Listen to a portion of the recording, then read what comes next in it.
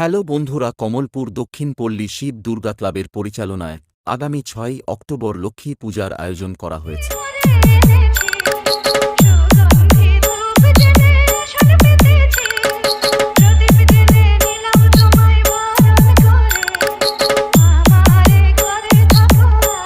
এর পরের দিন ৭ই অক্টোবর থাকছে কেডি ডান্স একাডেমি।